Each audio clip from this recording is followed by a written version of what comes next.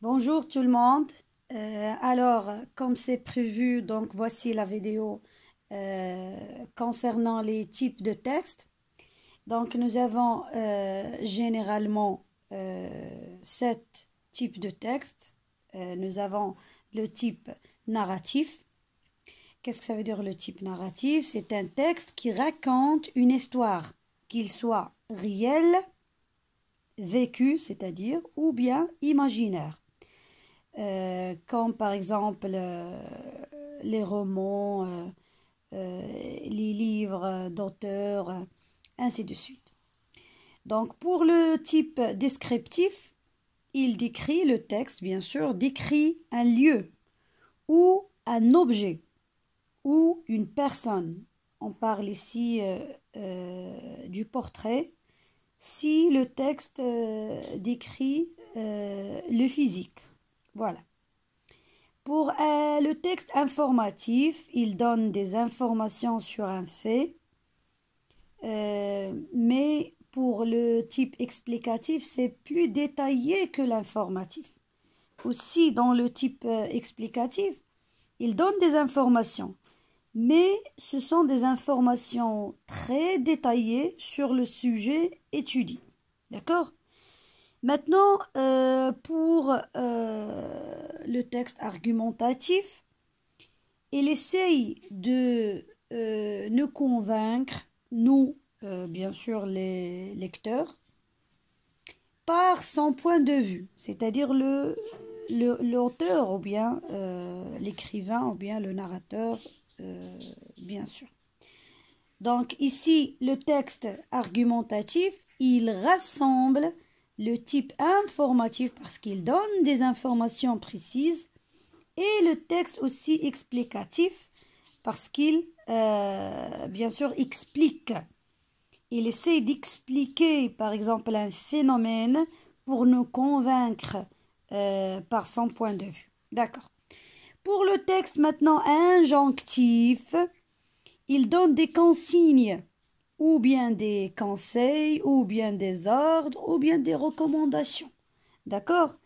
Généralement, parmi, ou bien les caractéristiques générales du texte injonctif, c'est qu'il commence toujours par des verbes à l'impératif ou bien des verbes à l'infinitif, comme dans une recette, par exemple, culinaire. Pour le type expressif maintenant, il exprime des sentiments et des émotions, mais pour ce dernier type, vous n'allez pas bien sûr l'étudier maintenant, donc c'est presque au lycée ou bien à la faculté normalement.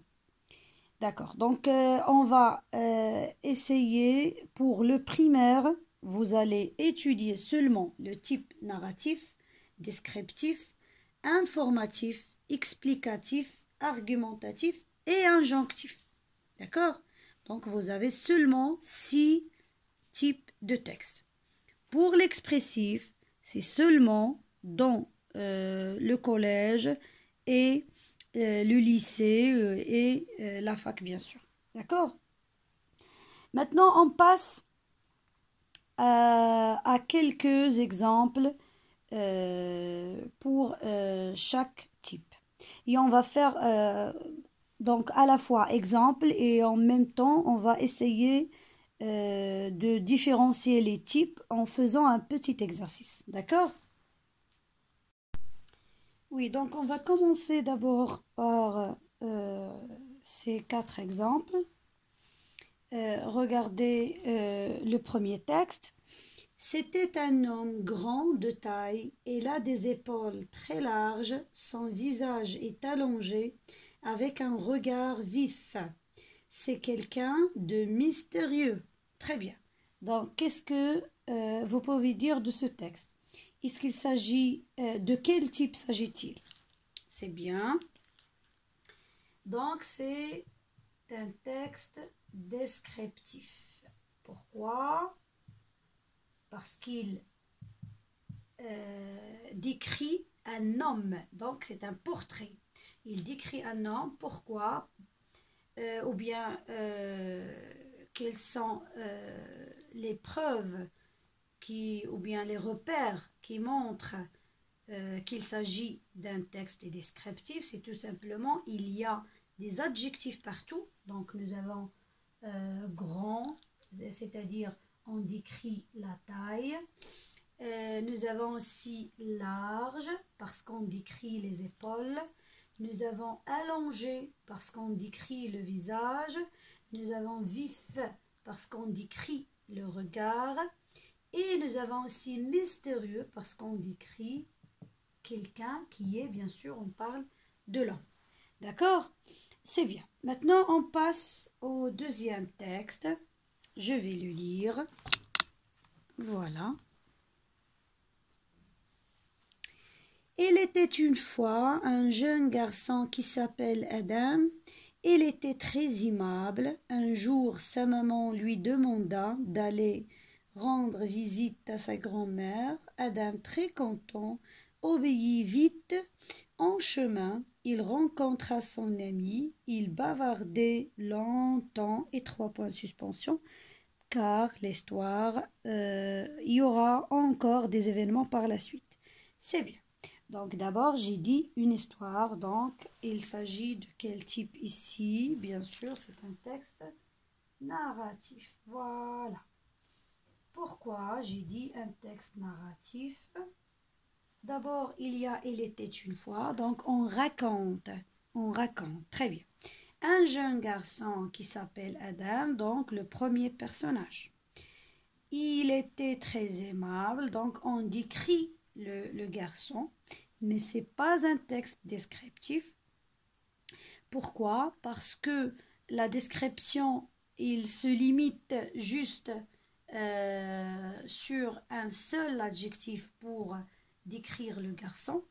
Un jour, donc il y a des connecteurs temporels, ou bien des indicateurs temporels de temps, un jour.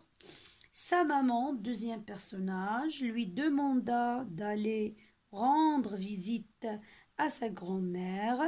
Adam, très content, obéit vite. Donc, il y a des actions, il y a des événements, succession des événements. En chemin, donc ici, en chemin, c'est un indicateur spatial, c'est-à-dire, c'est un indicateur, spatial, comme si on parle de complément circonstanciel de lieu. Il rencontra son ami, bon, c'est un autre personnage. Il bavardait longtemps, donc c'est un verbe d'action. Donc tout ça nous donne bien sûr l'impression, bien sûr, qu'il s'agit d'un texte narratif. C'est bien. Maintenant, texte 3. Voilà. Voilà. Le lion est un animal mammifère carnivore. La femelle du lion est la lionne. Son petit est le lionceau. Point. C'est bien.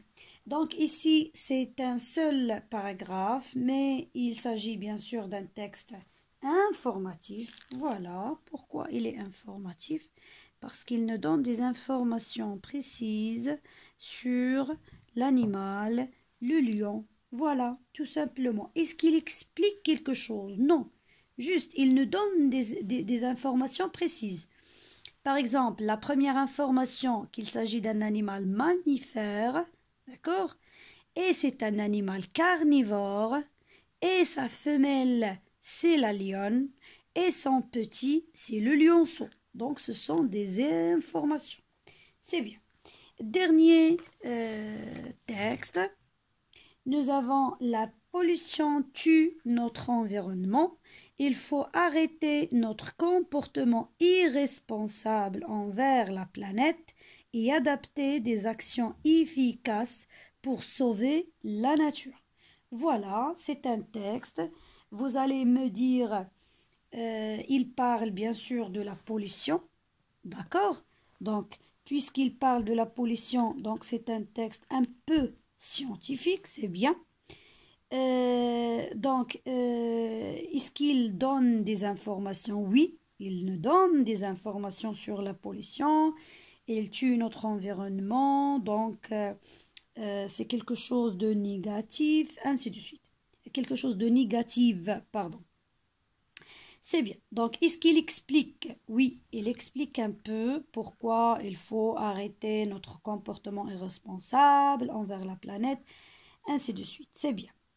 Ce qu'il y a aussi dans ce texte, à part l'explication et l'information, c'est que l'auteur, celui qui a écrit ce petit texte, et bien sûr c'est moi, donc il essaye de nous convaincre que la pollution, c'est quelque chose de négatif.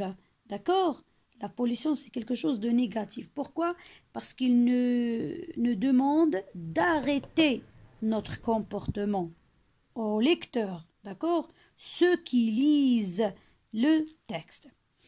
Et essaye bien sûr de nous convaincre d'adapter des actions efficaces pour sauver la nature. Donc, puisqu'il essaye de nous convaincre, donc c'est un texte argumentatif. Argumentatif. Bien sûr, j'ai pas écrit beaucoup d'arguments, mais puisqu'il essaye de nous convaincre par son point de vue, donc c'est argumentatif. D'accord? C'est bien.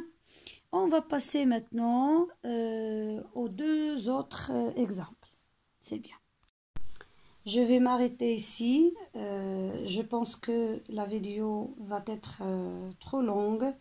On se verra dans une autre vidéo. On va essayer, bien sûr, d'étudier les autres types selon la même méthode. Toujours, c'est-à-dire l'explication d'abord et après le récapitulatif et à la fin, bien sûr, toujours l'exemple ou bien l'exercice. À bientôt.